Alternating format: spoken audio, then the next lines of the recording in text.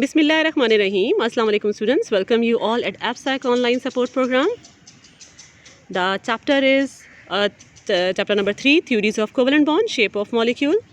In the last lecture students, we started this chapter. We discussed the valence shell electron pair repulsion theory and then we started the valence bond theory. Okay. In today's lecture, we will continue with the valence bond theory with few examples and then we will discuss the hybridization. Here are few example of the valence bond theory. Let me give you a review about the valence bond theory में हमने क्या discuss किया था. What was the definition of valence bond theory कि हमारे पास valence bond theory में सिर्फ valence shell के electrons और you can say partially filled orbitals होते हैं वो overlap कर जाते हैं और overlap करने के बाद आपस में मिलके bond बनाते हैं. ठीक है, सेम आप यहाँ दे सकते हैं. फर्स्ट एग्जाम्पल जो हम डिस्कस कर रहे हैं that is the hydrogen molecule. Hydrogen molecule में हमारे पास ये एक हाइड्रोजन एटम है और ये एक हाइड्रोजन एटम है. You know very well, hydrogen के एक एटम के पास एक ही इलेक्ट्रॉन होता है और वो इलेक्ट्रॉन किस ऑर्बिटल में होता है? एस ऑर्बिटल में.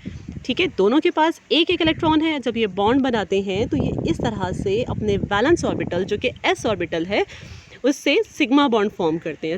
सिग्मा बॉन्ड हमारे पास क्या होता है? जिसमें हेड टू हेड ओवरलैपिंग होती है. एंड आपको मैंने लास्ट टाइम बताया था कि हमारे पास जो एस ऑर्बिटल होता है वो सिर्फ सिग्मा बॉन्ड ही बनाता है. इसके अलावा पाई बॉन्ड तो बनाता ही नहीं है. पाई बॉन्ड तो हमारे पास सिर्फ पी ऑर्बिटल बनाते हैं. ठीक है, तो हमारे पास हाइड्रोजन मॉलिक्यूल किस तरह से फॉर्म हो रहा है कि एक हाइड्रोजन एटम का एस ऑर्बिटल दूसरे हाइड्रोजन एटम के एस ऑर्बिटल के साथ ओवरलैप करके बॉन्ड फॉर्म करता है और हमारे पास सिग्मा बॉन्ड इस तरह से फॉर्म हो जाता है. Come to the second example that is the fluorine molecule, F2 molecule. Here is the electronic configuration of the fluorine. हमारे पास फ्लोरीन का एटॉमिक नंबर क्या होता है? That is the 9. अच्छा, हम इलेक्ट्रॉनिक कॉन्फ़िगरेशन देखते हैं तो हमारे पास 1s2, 2s2, 2p, that is the 2p5. ठीक है, इलेक्ट्रॉनिक कॉन्फ़िगरेशन में हमारे पास इलेक्ट्रॉन की फिलिंग इस तरह से हो रही है और जो हमारे पास 5 इलेक्ट्रॉन्स हैं वो किस तरह से हैं कि 2 इलेक्ट्रॉन्स हमारे पास px में होंगे, 2 इलेक्ट्रॉन्स py में होंगे और एक इलेक्ट्रॉन जो हमारे पास रह जाएगा वो होगा pz में. ठीक है, अब हमारे पास according to the valence bond theory हमारे पास सिर्फ वो ऑर्बिटल जो कि पार्शियली फिल्ड होता है वो बॉन्ड बनाने में पार्टिसिपेट करता है. वो इसलिए क्योंकि उसमें हमारे पास एक अनपेयर्ड इलेक्ट्रॉन होता है. ठीक है, सेम इसी तरह हमारे पास सिर्फ ये वाला जो pz है ये दूसरे फ्लोरीन के pz के साथ जिसमें एक उसके पास भी एक अनपेयर्ड इलेक्ट्रॉन होगा दोनों मिलके आपस में मिलके बॉन्ड बना लेंगे. ठीक है, और इस तरह से हमारे पास फ्लोरीन मॉलिक्यूल फॉर्म हो जाता है. अब आप देखें इन अवर लास्ट चैप्टर मैंने आपको बताया था कि P हमारे पास जो ऑर्बिटल होता है उसकी शेप क्या होती है? Dumbbell shape. ये हमारे पास एक फ्लोरीन का एटम है और इसका ये कौन सा वाला ऑर्बिटल है? दैट इज़ द 2pz जो कि अनपेयर्ड है. ठीक है, जिसमें हमारे पास सिर्फ एक इलेक्ट्रॉन है. सेम ये दूसरा हमारे पास फ्लोरीन का एटम है जिसमें ये हमारे पास फ्लोरीन का pz ऑर्बिटल है जो कि अनपेयर्ड है. अब ये दोनों आपस में मिलके बॉन्ड बना लेंगे और आप देख सकते हैं कि दोनों ने बॉन्ड किस तरह से बनाया है? हेड टू हेड ओवरलैपिंग हुई है और हेड टू हेड ओवरलैपिंग के बाद हमारे पास एक लूप इस तरह से बीच में बड़ा सा बन जाता है और 2 स्मॉल लूप्स बन के हमारे पास फ्लोरीन मॉलिक्यूल फॉर्म हो जाता है. ठीक है, दोबारा मैं आपको यहाँ शो कर देती हूँ कि ये हमारे पास एक फ्लोरीन एटम, ये दूसरा फ्लोरीन एटम, ये हमारे पास इंटरमीडिएट स्टेट होती है जिसमें हमारे पास इस तरह से हेड टू हेड ओवरलैपिंग हो जाती है और हेड टू हेड ओवरलैप होने के बाद जब फ्लोरीन मॉलिक्यूल फॉर्म हो जाता है तो हमारे पास कुछ इस तरह से जो सिग्मा बॉन्ड है pz और pz के दरमियान इस तरह से सिग्मा बॉन्ड फॉर्म हो जाता है. ठीक है, that is according to the valence bond theory. Now come to the Cl2. Cl2 में भी हमारे पास ऐसा ही होगा कि अगर आप Cl की क्लोरीन की हमारे पास इलेक्ट्रॉनिक कॉन्फ़िगरेशन गिवन है. हमारे पास एटॉमिक नंबर क्लोरीन का 17 है. इलेक्ट्रॉनिक कॉन्फ़िगरेशन में अगर आप देखें तो आपके पास 3pz का ये जो इलेक्ट्रॉन है ये दूसरे क्लोरीन के pz इलेक्ट्रॉन जो इसमें डेफिनेटली दूसरे क्लोरीन में भी हमारे पास इसी तरह से एक अनपेयर्ड इलेक्ट्रॉन होगा. तो ये एक अनपेयर्ड इलेक्ट्रॉन और ये एक अनपेयर्ड इलेक्ट्रॉन ये दोनों मिलके इस तरह से बॉन्ड फॉर्म कर देते हैं. ठीक है, अब जब ये आपस में मिलके बॉन्ड फॉर्म करते हैं आप देख रहे हैं ये हमारे पास इस शेप में है. सेम दूसरा क्लोरीन जो है उसका भी हमारे पास जो अनपेयर्ड इलेक्ट्रॉन होगा वो इस शेप में होगा. लेकिन जब ये मिलके बॉन्ड फॉर्म करते हैं तो दोनों की स्पिन हमारे पास चेंज हो जाती है. एक क्लॉकवाइज हो जाता है और दूसरा हमारे पास एंटी क्लॉकवाइज हो जाता है. ठीक है, तो हमारे पास क्योंकि हेड टू हेड ओवरलैपिंग हो रही है, आप देख सकते हैं डायग्राम के अंदर हेड टू हेड ओवरलैपिंग हो रही है, इसलिए हम कहते हैं दैट क्लोरीन मॉलिक्यूल जो है that form the sigma bond. Now come to the hydrogen fluoride molecule. Now hydrogen fluoride में हमारे पास अलग इलेक्ट्रॉनिक कॉन्फ़िगरेशन देखें हमारे पास, तो हाइड्रोजन के पास एक ही इलेक्ट्रॉन होता है, वो s ऑर्बिटल में होता है. फ्लोरीन का हमारे पास एटॉमिक नंबर 9 है, उसकी इलेक्ट्रॉनिक कॉन्फ़िगरेशन आपके सामने है. और फ्लोरीन के पास जो एक अनपेयर्ड इलेक्ट्रॉन है वो कौन से ऑर्बिटल में है, 2pz में है. ये है हमारे पास, ये है हमारे पास 2pz. अब ये बॉन्ड किस तरह से फॉर्म करेगा, ये हाइड्रोजन का s ऑर्बिटल, ये फ्लोरीन का वो 2pz इलेक्ट्रॉन है जो कि अनपेयर्ड है. अब क्या होगा, ये हमारे पास अनपेयर्ड इलेक्ट्रॉन हाइड्रोजन का, ये अनपेयर्ड इलेक्ट्रॉन हमारे पास फ्लोरीन का, ये दोनों आपस में मिलके इस तरह से ओवरलैप कर जाएंगे. ओवरलैप करके हमारे पास इस तरह से हेड टू हेड ओवरलैपिंग हो जाएगी. और हेड टू हेड ओवरलैपिंग होने के बाद हमारे पास सिग्मा बॉन्ड फॉर्म हो जाएगा between s orbital of hydrogen and p orbital of fluorine. ठीक है, तो ये जो हमारे पास एग्जांपल है सिग्मा बॉन्ड की, कौन सी वाली है, sp sigma bonding, that is sp overlap. Now come to the HCl.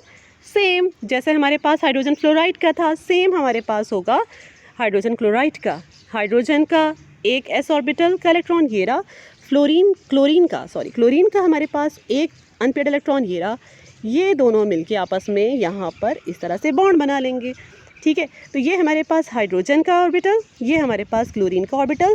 तो हमारे पास बॉन्डिंग कौन सी हो जाएगी, sp बॉन्डिंग हो जाएगी. और क्या फॉर्म हो जाएगा, सिग्मा बॉन्ड, क्योंकि p orbital of chlorine and s orbital of hydrogen form the sigma bond head to head overlapping. Got it student? Now come to the oxygen molecule. Oxygen molecule में आप ज़रा देखिए, that is very interesting. आप देखिए हमारे पास oxygen का atomic number 8 है, electronic configuration आपके सामने है. अब हमारे पास फर्स्ट वन जो है दैट इज़ द px, दूसरा हमारे पास है py और लास्ट वन है हमारे पास pz. अब आप देख सकते हैं हमारे पास यहाँ पे 2 अनपेयर्ड इलेक्ट्रॉन है. If you remember about the postulate of the VBT, उसमें ये बात कही गई थी कि हमारे पास जितने अनपेयर्ड इलेक्ट्रॉन होते हैं उतने ही हमारे पास बॉन्ड फॉर्म होते हैं. अब अगर आप एक ऑक्सीजन मॉलिक्यूल देखें, एक ऑक्सीजन एटम देखें, तो उसमें हमारे पास कितने इलेक्ट्रॉन्स हैं जो कि अनपेयर्ड है, 2. Late me show you again. ये हमारे पास 2 इलेक्ट्रॉन्स हैं जो कि अनपेयर्ड हैं. अब ये सेम इसी तरह दूसरे ऑक्सीजन एटम के 2 unpaired electron, same oxygen atom जो दूसरा होगा उसमें भी एक अनपेयर्ड इलेक्ट्रॉन हमारे पास py में होगा, दूसरा अनपेयर्ड इलेक्ट्रॉन pz में होगा. अब क्या होगा, ये py और ये py, ये मैं कौन से दूसरे ऑक्सीजन एटम का बता रही हूँ. ठीक है, एक ऑक्सीजन एटम की हाइब्रिडाइजेशन ये है, दूसरे की मैं आपको यहाँ बता रही हूँ. दोबारा आपको क्लियर शो कर देती हूँ. एक और ऑक्सीजन एटम सपोज़ ये है, उसका भी हमारे पास एक अनपेयर्ड इलेक्ट्रॉन यहाँ पे, एक अनपेयर्ड इलेक्ट्रॉन यहाँ पर है. ये है हमारे पास py और ये हमारे पास है pz. अब दोनों ऑक्सीजन का जो हमारे पास py और py है, पहला बॉन्ड हमेशा हमारे पास कौन सा बनता है, मैंने आपको बताया था कि जब भी हमारे पास मॉलिक्यूल फॉर्म होता है स्पेस में, जब ये आपस में एक दूसरे के साथ इंटरैक्ट करते हैं, तो पहला बॉन्ड जो हमारे पास फॉर्म होता है वो हमेशा सिग्मा बॉन्ड होता है. रिमेंबर, हमारे पास जो पहला बॉन्ड फॉर्म होता है हमेशा सिग्मा बॉन्ड होता है. उसके बाद अगर डबल बॉन्ड बने तो पाई बनता है, ट्रिपल बॉन्ड बने तो भी पाई बनता है. ठीक है, तो हमारे पास एक ऑक्सीजन एटम का py दूसरे ऑक्सीजन के py के साथ मिलके इस तरह से हेड टू हेड ओवरलैप करेगा. py और py मिलके हमारे पास सिग्मा बॉन्ड फॉर्म कर लेंगे. उसके बाद क्या होगा, जब सिग्मा बॉन्ड हमारे पास ये py और ये py मिलके इस तरह से सिग्मा बॉन्ड फॉर्म कर लेंगे, फिर हमारे पास दूसरा बॉन्ड, 2 सिग्मा बॉन्ड कभी भी नहीं होते, हमेशा एक सिग्मा बॉन्ड बनेगा 2 एटम्स के दरमियान, और दूसरा बॉन्ड जब भी बनेगा वो पाई बनेगा. उसके बाद जब हमारे पास सिग्मा बॉन्ड बन जाएगा तो एक ऑक्सीजन एटम का pz दूसरे ऑक्सीजन के pz के साथ मिलके इस तरह से पाई बॉन्ड फॉर्म कर लेगा. ठीक है, इसलिए हम कहते हैं कि हमारे पास जो ऑक्सीजन मॉलिक्यूल होता है उसमें डबल बॉन्ड होता है. एक बॉन्ड जो होता है हमारे पास वो सिग्मा होता है, दूसरा बॉन्ड जो होता है हमारे पास वो पाई बॉन्ड होता है. ठीक है, तो ये 2 बॉन्ड फॉर्म होते हैं जो कि आपको यहाँ पर इस तरह से शो किए गए हैं. ये रहा एक सिग्मा बॉन्ड और ये रहा एक पाई बॉन्ड. ऑक्सीजन के मॉलिक्यूल में जो डबल बॉन्ड होते हैं वो इस तरह से फॉर्म होता है. ठीक है students, okay. Now come to the next one, that is also very interesting. इसमें आप देखें क्या हो रहा है, नाइट्रोजन मॉलिक्यूल. नाइट्रोजन के एटम में हमारे पास atomic number 7. Electronic configuration 1s2, 2s2, 2p3। According to the Hund rule हमारे पास जब स्पेस होती है तो इलेक्ट्रॉन्स अनपेयर्ड फॉर्म में रहना ज़्यादा पसंद करते हैं बजाय इसे के पेयर्ड फॉर्म में रहें। या आप इस तरह से भी समझ सकते हैं हुंड रूल को कि अगर आपके घर में रूम्स अवेलेबल होते हैं तो तमाम सिबलिंग्स चाहते हैं कि उनका अपना अपना रूम हो बजाय से कि रूम को शेयर किया जाए। इसी तरह इलेक्ट्रॉन्स भी अगर उनके पास ऑर्बिटल्स अवेलेबल होते हैं तो अकेले रहना चाहते हैं बजाय ऐसे कि शेयर्ड या पेयर्ड फॉर्म में अपने दूसरे इलेक्ट्रॉन के साथ रहें। इसीलिए हमारे पास P के अंदर 3 इलेक्ट्रॉन्स हैं और 3 इलेक्ट्रॉन्स इस तरह से हमारे पास Px में 1 है, Py में 1 है और Pz में 1 है। ठीक है, अब मैं आपको यहीं पे जिस तरह मैंने आपको ऑक्सीजन का बताया था उसी तरह मैं नाइट्रोजन का एक और बता देती हूँ। नाइट्रोजन में भी इसी तरह हमारे पास होगा, यहीं पे मैं आपको शो कर देती हूँ। ये Px, ये Py और ये Pz में हमारे पास 3 इलेक्ट्रॉन्स इसी तरह होंगे। अब क्या होगा, सबसे पहले Px और Px आपस में मिलके सिग्मा बॉन्ड फॉर्म कर लेगा। ये और ये आपस में मिलके सिग्मा बॉन्ड फॉर्म कर लेगा जो कि ये रहा। ठीक है, उसके बाद Py और Py आपस में मिलके पाई बॉन्ड फॉर्म कर लेगा जो कि ये रहा। फिर उसके बाद Pz और Pz आपस में मिलके एक और पाई बॉन्ड फॉर्म कर लेगा। इसलिए हमारे पास नाइट्रोजन के मॉलिक्यूल में 3 बॉन्ड्स होते हैं जिसमें हमारे पास एक सिग्मा होता है एंड 2 पाई बॉन्ड्स होते हैं। ठीक है students, the remaining half filled p orbitals then overlap in the parallel. Pi bond में हमारे पास क्या होता है, साइड बाय साइड होता है और पैरेलल ओवरलैपिंग होती है। एंड सिग्मा बॉन्ड में हमारे पास क्या होता है, इस तरह से हेड टू हेड ओवरलैपिंग होती है। पाई बॉन्ड में हमारे पास इस तरह से साइड बाय साइड ओवरलैपिंग होती है। ठीक है स्टूडेंट, ये हमारे पास इस तरह से VBT में मैंने आपको सब सारे एग्जांपल्स दे दी, SS की भी दे दी, आपको SP की भी ऑर्बिटल की एग्जांपल दे दी, PX और PX की भी दे दी, और हमारे पास जो पाई बॉन्ड फॉर्म हो रहा है किस तरह से वो भी मैंने आपको तीनों एग्जांपल्स ऑक्सीजन की, नाइट्रोजन की और फ्लोरीन की दे दी। ठीक है, now come to the hybridization. Hybridization that you can say that is actually the extension of the VBT. थोड़ा सा इसमें चेंज काम होता है। इसको जिन साइंटिस्ट ने इंट्रोड्यूस करवाया था उनका नाम था Pauling and Slater. The idea about the orbital hybridization which involve the mixing of the pure S and P orbital of an atom to produce the new hybridized orbital.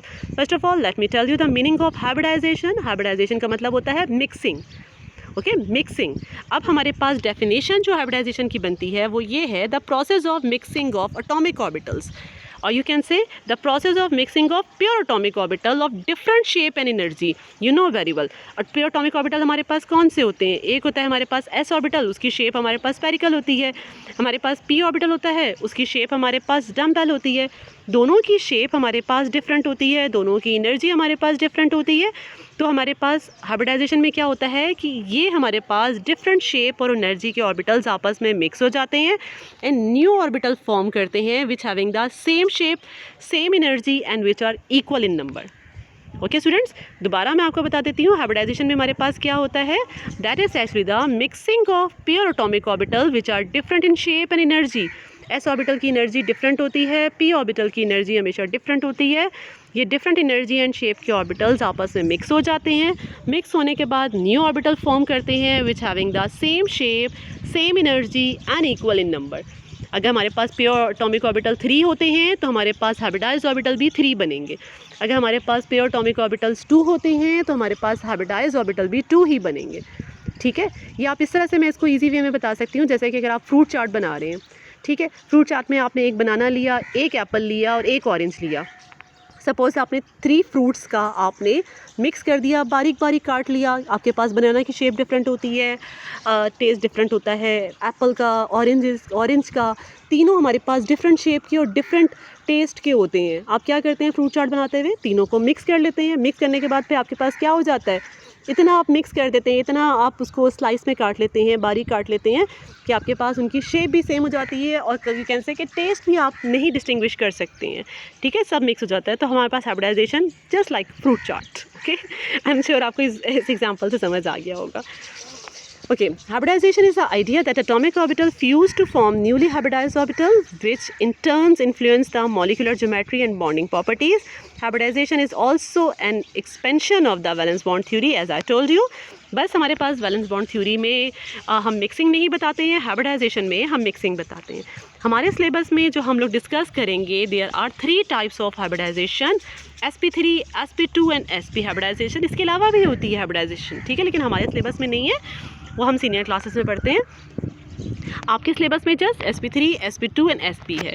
आज के इस lecture के अंदर हम लोग सिर्फ sp3 हाइब्रिडाइजेशन को continue करेंगे और इसको एग्जाम्पल के साथ समझेंगे, ठीक है। Now come to the sp3 hybridization. sp3, ठीक है, जैसे आपको नाम से लग रहा है हमारे पास क्या होगा, 1s and 3p orbitals will fuse together to form the 4sp3 hybridized orbital। मैंने आपसे क्या कहा था, आप देख सकते हैं ये हमारे पास प्योर एटॉमिक ऑर्बिटल्स हैं which are different in shape, which are different in energy, but हमारे पास 4sp3 हाइब्रिडाइज्ड ऑर्बिटल्स बन जाएंगे which are same in shape, same in energy and equal in number. 4 किस तरह से, 1s एंड 3p, 3 और 1 हमारे पास क्या होता है, 4। तो हमारे पास जो sp3 hybridized orbitals, just a minute, जो हमारे पास sp3 जो हाइब्रिडाइज्ड ऑर्बिटल हमारे पास बनेंगे वो कितने बनेंगे, 4, क्योंकि 1 और ये 3 ये कंबाइन होके हमारे पास 4 बन जाएंगे। ये वैसा ही है कि अगर हम बनाना, ऑरेंज और एप्पल का अगर हम फ्रूट चाट बना रहे हैं तो क्या उनके साइज़ में डिफरेंस आएगा, नो, ठीक है। जो तीनों का वेट होगा, आप जब इसको कट कर लेंगे, स्लाइसेस बना लेंगे, तब भी हमारे पास उसका वेट जो है वो सेम होगा। The energy of hybrid orbital is always lower than that of the unhybrid orbital. वो इसलिए क्योंकि हाइब्रिडाइजेशन के बाद हमारे पास जो ऑर्बिटल्स फॉर्म होते हैं वो स्टेबल होते हैं, और जब भी हमारे पास कोई भी ऑर्बिटल, कोई भी सिस्टम जब स्टेबल हो जाता है तो उसकी एनर्जी लोअर हो जाती है। The produced sp3 hybrid orbital will have a ratio of s and p character किस तरह से होता है, 1:3। 1:3 क्यों बोला है, क्योंकि हमारे पास s का करेक्टर जस्ट 1 है, p का करेक्टर हमारे पास 3 है, इसलिए हमारे पास रेशो 1:3 फॉर्म होगा। रिमेंबर, जब भी हमारे पास sp3 हाइब्रिडाइजेशन होगी हमारे पास बॉन्ड एंगल होगा 109.5 और शेप हमारे पास होगी टेट्राहेड्रॉन और टेट्राहेड्रल भी कह सकते हैं। एंड जो हमने कल लास्ट विस्पर थ्योरी पढ़ा था उसमें मैंने आपको टेट्राहेड्रल शेप दिखाई थी। किस तरह से होती है टेट्राहेड्रल शेप, जस्ट लाइक अ टेट्रापैक, ठीक है। आपको मैंने उसका स्ट्रक्चर दिखाया था, टेट्राहेड्रल शेप किस तरह होती है, नेक्स्ट अभी स्लाइड में भी हम देखेंगे, ठीक है। तो बॉन्ड एंगल हमारे पास sp, याद रखिएगा जो मेन पॉइंट्स हैं वो क्या हैं, जब हमारे पास sp3 हाइब्रिडाइजेशन होती है, शेप हमारे पास टेट्राहेड्रल होती है, एंगल हमारे पास 109.5 होता है और हमारे पास 4sp3 हाइब्रिडाइज्ड ऑर्बिटल्स बनते हैं। 4sp3 क्यों होते हैं कि एक s and 3p, 1s and 3p will combine to give the 4sp3 hybridized orbital. To understand the idea of sp3 hybridization, we are going to consider some examples. Okay, now ये आप देख लीजिए, यहीं से आपको डेफिनेटली क्लियर हो जाएगा कि ये हमारे पास है 1s ऑर्बिटल, ये हमारे पास है p ऑर्बिटल। p ऑर्बिटल के कितने ऑर्बिटल्स होंगे, 3, क्योंकि हम sp3 की बात कर रहे हैं तो हमारे पास 1s और 3p कंबाइन हो जाएंगे और हमें देंगे 4sp3 हाइब्रिडाइज्ड ऑर्बिटल। अच्छा, देख सकते हैं अब आप, ये दोनों हमारे पास यू कैन से कि डिफरेंट शेप के हैं, डिफरेंट एनर्जी के हैं। ये हमारे पास हाइब्रिडाइज्ड ऑर्बिटल बन गया है और आप देख सकते हैं कि हमारे पास हाइब्रिडाइज्ड ऑर्बिटल, क्योंकि अब इसके साथ जब ये मिक्स हो गया है तो हमारे पास जो नया हाइब्रिडाइज्ड ऑर्बिटल बनेगा उसकी शेप थोड़ी डिफरेंट होती है और हमारे पास इस तरह के कितने बनेंगे, इस तरह के हमारे पास मैं बना देती हूँ आपको, इस तरह से 4sp3 हाइब्रिडाइज्ड ऑर्बिटल बनेंगे और ये चारों हमारे पास सेम शेप के होंगे, सेम एनर्जी के होंगे और इक्वल होंगे। 4 शुरू में भी थे प्योर फॉर्म में भी और 4 हमारे पास आफ्टर हाइब्रिडाइजेशन भी है। अच्छा, फिर मैंने आपको क्या बताया था कि जब भी हमारे पास अभी हमारे पास इस तरह के 4 हमारे पास हाइब्रिडाइज्ड ऑर्बिटल बन गए हैं। अच्छा, यहाँ हमारे पास समटाइम जब स्ट्रक्चर बनाते हैं तो ये जो स्मॉल लूप होता है ना, इसको समटाइम निगलेक्ट कर लिया जाता है, ठीक है। कंफ्यूज नहीं होइएगा, आगे लेक्चर्स में, आगे किसी स्लाइड में हो सकता है ये स्मॉल लूप को समटाइम हम निगलेक्ट करते हैं, हाइब्रिडाइज्ड स्ट्रक्चर को बस इस तरह से शो कर देते हैं और कभी कभार छोटा सा यहाँ शो भी कर देते हैं, अदरवाइज समटाइम नहीं करते। पी में और इसमें डिफरेंस क्या होता है, पी में दोनों लूप्स बराबर होते हैं, हाइब्रिडाइज्ड में हमारे पास इस तरह से स्ट्रक्चर होता है। अब ये 4sp3 हाइब्रिडाइज्ड ऑर्बिटल हमारे पास इस तरह से टेट्राहेड्रल पैटर्न में अरेंज हो जाते हैं, एंगल 109.5 हो जाता है और देख सकते हैं 1 ये रहा sp3, सेकेंड ये रहा, थर्ड ये रहा एंड फोर्थ ये रहा। दोबारा मैं बता देती हूँ, sp3 हाइब्रिडाइजेशन जब भी होती है एंगल 109.5 डिग्री होता है और हमारे पास जो शेप होती है that is tetrahedral. Now come to the structure of methane. Okay, methane का फॉर्मूला हमारे पास, let me show you. Methane का हमारे पास जो फॉर्मूला होता है वो होता है CH4। हमारे पास ग्राउंड स्टेट में कार्बन की जो इलेक्ट्रॉनिक कॉन्फ़िगरेशन ग्राउंड स्टेट में नेचुरली जिस तरह से कार्बन एग्जिस्ट करता है वो कॉन्फ़िगरेशन हमारे पास इस तरह से होती है 1s2 2s2 एंड 2p2 हो गया ना 6 2 4 एंड 6 ठीक है। ग्राउंड स्टेट हमारे पास ये होता है और pz हमारे पास एम्प्टी होता है। लेकिन जब हम एनर्जी प्रोवाइड करते हैं तो एनर्जी प्रोवाइड करने के बाद एक इलेक्ट्रॉन हमारे s का वो इस जगह पर आ जाता है। एनर्जी प्रोवाइड करने से इलेक्ट्रॉन एक्साइटेड स्टेट में चला जाता है, लोअर एनर्जी लेवल से हायर एनर्जी लेवल में चला जाता है। तो हमारे पास इस तरह से S2 से S1 में कन्वर्ट हो जाएगा और pz जो हमारे पास ज़ीरो फॉर्म में था वो Z1 हो जाएगा। ठीक है, अब एक्साइटेड स्टेट में हमारे पास क्या होगा कि ये हमारे पास 1s और ये P3 ये कंबाइन हो जाएंगे और जब ये हमारे पास कंबाइन हो जाएंगे 1s और 3b तो हमारे पास 4sp3 हाइब्रिडाइज्ड ऑर्बिटल बन जाएंगे इस तरह से। 1s2 एज इट इज़ रहेगा जो कि मिक्स नहीं हुआ, ठीक है, ये प्योर फॉर्म में रह गया, ये मिक्स नहीं हुआ। सिर्फ हमारे पास जो वैलेंस ऑर्बिटल्स हैं ये L शेल है। यू कैन से कि हमारे पास पहला वाला K शेल है, ये हमारे पास L शेल है। ठीक है, ये हमारे पास मिक्स हो जाएंगे। अब देख रहे हो आप सबके साथ क्या लिखा हुआ है 1sp3 second sp3 third sp3 4sp3 hybridized orbitals हमारे पास सेम शेप सेम एनर्जी और इक्वल नंबर के फॉर्म हो गए हैं। और जब भी हमारे पास 4sp3 हाइब्रिडाइज्ड ऑर्बिटल फॉर्म होते हैं तो हमारे पास इस तरह से टेट्राहेड्रल शेप हो जाती है। अब हम CH4 के मॉलिक्यूल की बात कर रहे हैं तो एक एक हाइब्रिडाइज्ड ऑर्बिटल के साथ एक एक हाइड्रोजन इस तरह से आके मिक्स हो जाता है। जब ये हेड टू हेड ओवरलैपिंग होती है तो डेफिनेटली हमारे पास सिग्मा बॉन्ड फॉर्म होता है। ये रहा हमारे पास सिग्मा बॉन्ड फॉर्म होता है और इस तरह से हमारे पास sp3 और s ऑर्बिटल का यू कैन से बॉन्ड फॉर्म हो जाता है। sp3 कौन सा, किसका, कार्बन का, और s किसका शो किया जा रहा है, ये किसका s है, ये है हमारे पास हाइड्रोजन का। लेट मी शो यू, ये है हमारे पास हाइड्रोजन का s। sp3 किसका है, ये है हमारे पास कार्बन का। ठीक है स्टूडेंट, तो ये हमारे पास स्ट्रक्चर ऑफ मीथेन इस तरह से फॉर्म हो गया। Now come to the structure of ammonia. Ammonia का फार्मूला हमारे पास NH3, नाइट्रोजन का एटॉमिक नंबर हमारे पास 7 और इसकी electronic configuration 1s2 2s2 2p और 3 इस तरह से है। ठीक है, अब हमारे पास जो सिर्फ हमारे पास जो वैलेंस ऑर्बिटल है ये हमारे पास K है, ये हमारे पास L है। अब जो हमारे पास सिर्फ वैलेंस ऑर्बिटल है ये हमारे पास कंबाइंड हो जाएगा और कंबाइंड होने के बाद हमारे पास इस तरह से हाइब्रिडाइज हो जाएगा। ठीक है, कंबाइंड होके हाइब्रिडाइज हो जाएगा, मिक्स हो जाएगा, 4sp3 हाइब्रिडाइज ऑर्बिटल बन जाएंगे। लेकिन ज़रा अब यहाँ नोटिस करें आप, ये S जो है इसमें हमारे पास 2 इलेक्ट्रॉन्स थे, तो सेम हमारे पास जब मिक्स हो जाएंगे तो हमारे पास एक sp3 ऑर्बिटल जो होगा उसमें 2 ही इलेक्ट्रॉन्स होंगे। ठीक है, you can say that is actually the कौन सा पेयर है, ये इसको हम कहते हैं that is the lone pair. ठीक है स्टूडेंट, ये हमारे पास लोन पेयर है, बाकी हमारे पास सब अनपेयर्ड फॉर्म में हैं जो कि बॉन्ड फॉर्म करेंगे। अब यहाँ पॉइंट देख लीजिए, the pair of electron in hybrid orbital will not form a bond, rather behave as a lone pair of electrons contributing to overall structure of the molecule but not considered when defining the geometry. इसको हम ignore कर देते हैं जब हम geometry बता रहे होते हैं, लेकिन ये भी हाइब्रिडाइज होता है, ये भी मिक्स होता है, लेकिन एज अ लोन पेयर ये पार्टिसिपेट करता है। स्ट्रक्चर देखिए ज़रा अमोनिया का, विस्पर थ्योरी में मैंने आपको बताया था, ये रहा हमारे पास lone pair.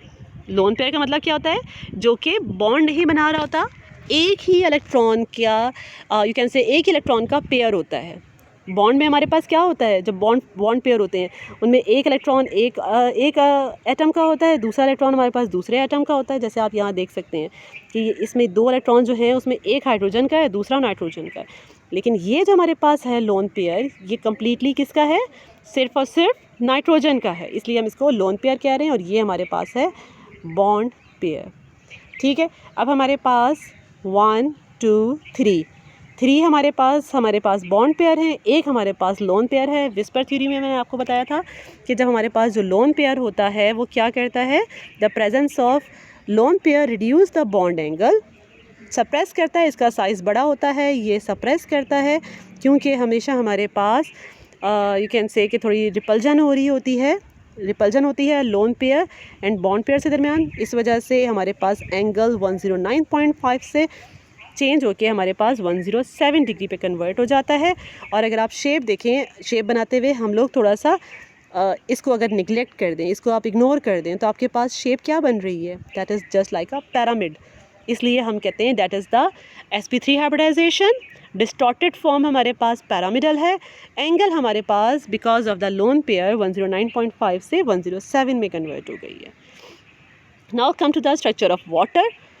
Just like ammonia वैसा ही होगा हमारे पास। ये हमारे पास एटॉमिक नंबर 8 है। अच्छा, ये हमारे पास सेंट्रल एटम कौन सा है? ऑक्सीजन। ऑक्सीजन हमारे पास एटॉमिक नंबर है 8। इलेक्ट्रॉनिक कॉन्फ़िगरेशन आपके सामने है। अब हमारे पास ये जो हैं ये हाइब्रिडाइज हो जाएंगे इस तरह से, ठीक है। अब आप देख सकते हो कि ये भी हमारे पास लोन पेयर है, ये भी हमारे पास लोन पेयर है। हाइब्रिडाइज सब हो जाते हैं sp3, क्योंकि 1s और 3p कंबाइंड हो जाते हैं। लेकिन 2 sp3 हमारे पास ऐसे होंगे जो कि लोन पेयर की फॉर्म में होंगे और 2 हमारे पास ऐसे होंगे जो कि बॉन्ड फॉर्म करते हैं। और ज्योमेट्री बताते हुए we not consider the lone pairs, ठीक है। इसलिए हमारे पास थोड़ा सा शेप में चेंज आ जाएगा और आप देख सकते हैं हमारे पास शेप कैसे होगी। ये हमारे पास लोन पेयर है, ये हमारे पास लोन पेयर है, ठीक है। और ये 2 हमारे पास बॉन्ड पेयर हैं। ऑक्सीजन और हाइड्रोजन ने मिलके एक बॉन्ड पेयर बना लिया। यहाँ एक ऑक्सीजन और हाइड्रोजन ने मिलके 2 बॉन्ड पेयर बना लिए और बाकी हमारे पास 2 लोन पेयर्स हैं, ठीक है। अब आप देख सकते हो कि जब 2 लोन पेयर हमारे पास हैं और आपको साइज़ भी नज़र आ रहा है कितना हैवी सा साइज़ शो किया गया है, तो ये क्या करेगा? ये सप्रेस करेगा और सप्रेस करके हमारे पास जो एंगल आ जाएगा वो हमारे पास आ जाएगा because of the 2 lone pair. मज़ीद चेंज हो जाएगा हमारे पास एंगल 104.5 डिग्री हो जाएगा। और शेप में भी हम लोग जब लोन पेयर को निगलेक्ट कर देते हैं तो पीछे हमारे पास क्या बचता है? बेंड शेप, एंगुलर शेप और वी शेप भी कह सकते हैं। तो हमारे पास बेंड शेप कुछ इस तरह से बन जाती है, ठीक है स्टूडेंट। इस तरह से हमारे पास स्ट्रक्चर ऑफ वाटर में because of the 2 bond pair. याद रखिएगा, अगर आपसे कहा जाएगा कि वाटर का स्ट्रक्चर बनाएं तो आप क्या कहेंगे कि हमारे पास हाइब्रिडाइजेशन sp3 होती है, but because of the 2 lone pair हमारे पास एंगल चेंज होके 104.5 डिग्री हो जाता है और हमारे पास जो शेप होती है वो भी टेट्राहेड्रल नहीं होती है बल्कि डिस्टॉर्टेड फॉर्म हमारे पास वी शेप या बेंड शेप फॉर्म हो जाती है, ठीक है स्टूडेंट्स। आई एम श्योर आज का लेक्चर आपको समझ आ गया होगा। बहुत इंटरेस्टिंग है हाइब्रिडाइजेशन। आज हम लोगों ने sp3 हाइब्रिडाइजेशन की है। इंशाल्लाह नेक्स्ट लेक्चर में हम sp2 और sp हाइब्रिडाइजेशन को कंटिन्यू करेंगे। आज का टॉपिक यहीं तक था। Thank you so much. Wish you all the best. अल्लाह हाफिज़।